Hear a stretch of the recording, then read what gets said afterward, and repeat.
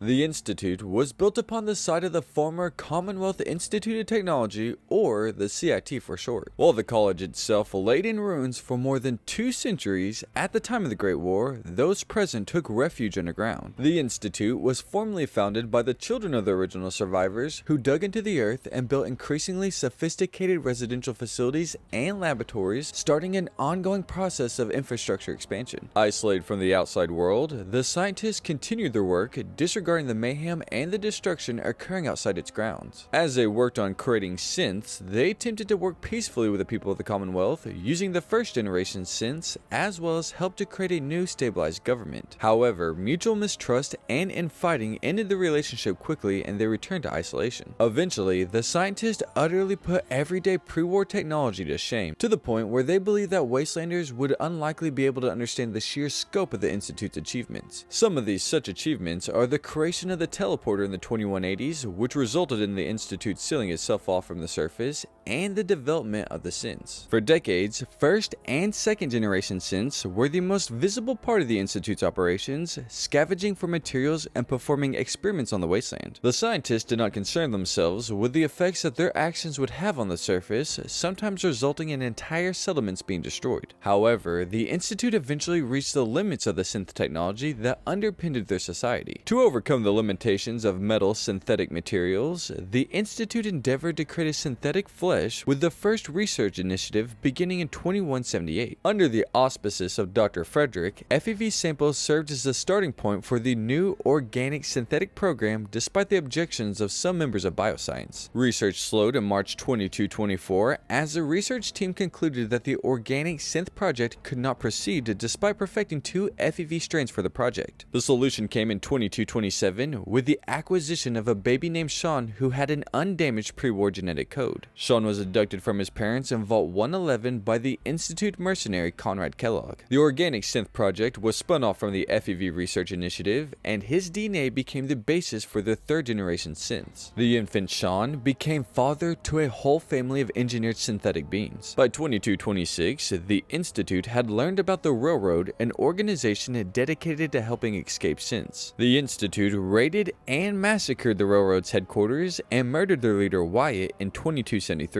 The FEV research effort continued for several more decades despite producing no useful data except for manufacturing more supermutants for the surface to contend with. The Institute's experiments with the forced evolutionary virus ended when Dr. Virgil went rogue and fled into the Commonwealth.